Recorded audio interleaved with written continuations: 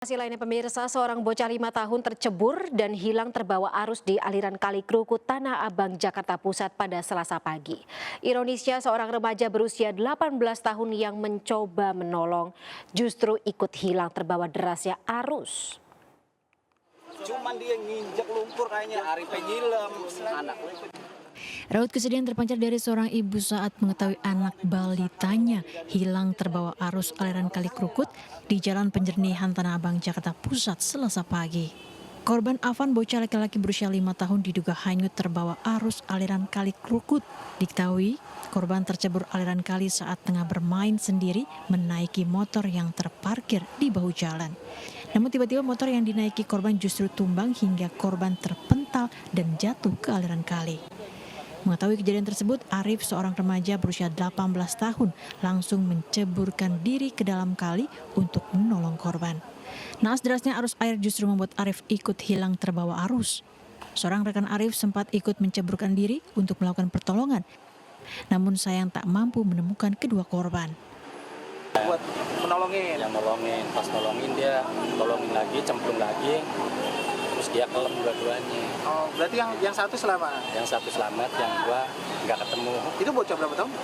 Yang satu 5 tahun, yang kecemplung, yang nolongin 18 tahun. 18 tahun. Petugas rescue dari suku dinas pemadam kebakaran Jakarta Barat langsung diterjunkan ke lokasi guna melakukan pencarian terhadap Afan 5 tahun dan Arif 18 tahun. Petugas melakukan penyisiran menggunakan perahu karet dari titik jatuhnya korban hingga radius 100 meter. Sayangnya hingga Selasa siang upaya pencarian belum menemukan titik terang. Dari Jakarta, Rani Sanjaya, iNews melaporkan. Pemirsa, tim penyidik Komisi Pemberantasan Korupsi atau KPK menggeledah ruang Sekjen DPR RI di Jakarta pada Selasa siang. Penggeledahan dilakukan terkait dugaan kasus korupsi pengadaan barang dan jasa rumah jabatan DPR Republik Indonesia. Penyidik KPK membawa 3 koper dan 1 ransel usai menggeledah kantor Sekretariat Jenderal DPR RI di Jakarta pada Selasa sore. Para penyidik langsung memasukkan barang-barang yang dibawa ke dalam mobil yang berbeda-beda. Penyidik keluar dari gedung pada pukul 17.50 waktu Indonesia Barat usai melakukan penggeledahan sejak Selasa siang. Sekjen DPR RI Indra Iskandar sebelumnya sempat dimintai keterangan terkait perencanaan hingga proses lelang pengadaan kelengkapan rumah jabatan anggota DPR dalam pemeriksaan saksi pada 14 Maret yang lalu. Selain Indra, tim penyidik KPK juga sempat memeriksa saksi Kepala Bagian Pengelolaan Rumah Jabatan DPR, Hipi Hidupati. Di 2 mobil berarti ya?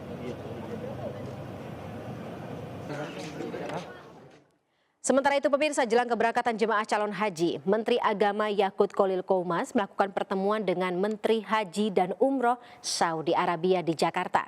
Pertemuan keduanya membahas terkait aturan pelaksanaan haji tahun ini, termasuk penggunaan visa haji resmi.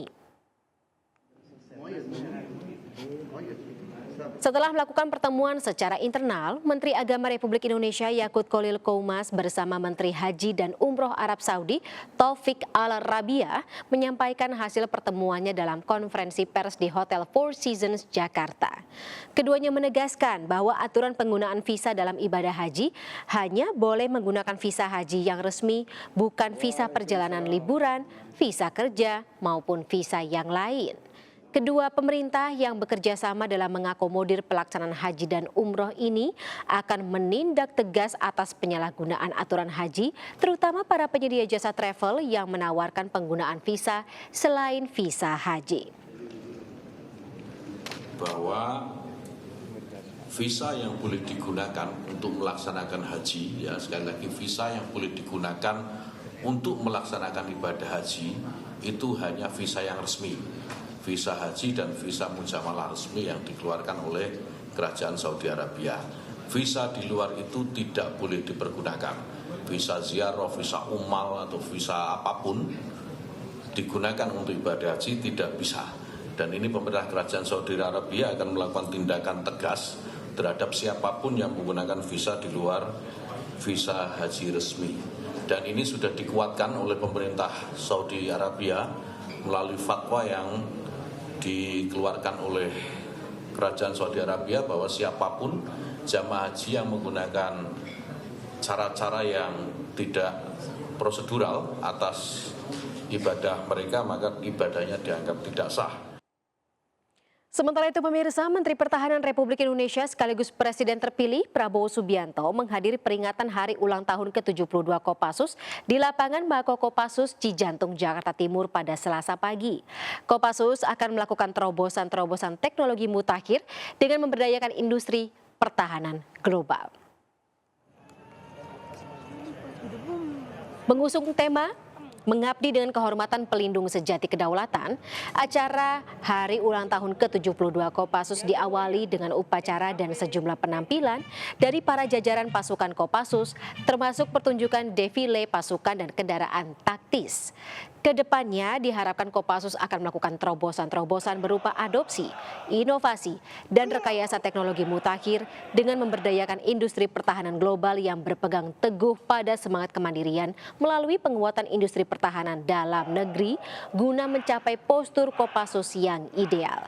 Hari ulang tahun ke-72 Kopassus ini turut dihadiri sejumlah mantan perwira tinggi militer seperti Menko Marves Luhut Binsar Panjaitan, mantan Panglima TNI Gatot Nurmantio, hingga Wantimpres Agung Gumelar. Tahun 2006, jabatan Komandan Batalion 22 Grup 2 Kopassus.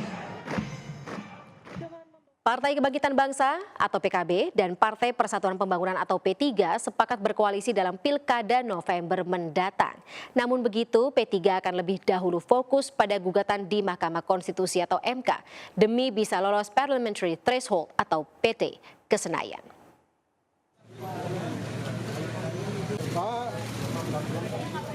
PLT Ketua Umum P3 Muhammad Mardiono menyambangi kantor DPP Partai Kebangkitan Bangsa di Jalan Raden Saleh, Senen, Jakarta Pusat. Kedatangan Mardiono disambut langsung Ketua Umum PKB Muhaimin Iskandar. Keduanya segera menggelar pertemuan tertutup. Selain halal bihalal, pertemuan kedua tokoh politik ini telah bersepakat berkoalisi pada pemilihan kepala daerah pada November mendatang. Berikutnya kami P3 dan PKB bersepakat untuk bersinergi di dalam pemilihan kepala daerah. Namun begitu, P3 akan lebih dahulu fokus pada gugatan di Mahkamah Konstitusi demi bisa lolos parlemen threshold ke Senayan. Tokoh Partai Kebangkitan Bangsa juga khususnya dari Ketua Umum dan seluruh jajarannya untuk bisa mendoakan agar Partai Persatuan Bangunan bisa lolos dari parliamentary threshold apa yang sedang kami perjuangkan di Mahkamah Konstitusi, di mana hari ini telah dimulai sidang perdananya. Kedua pimpinan partai politik ini akan menentukan daerah mana saja yang akan diperkuat bersama dalam ajang Pilkada serentak 2024. Dari Jakarta, Rani Sanjaya melaporkan.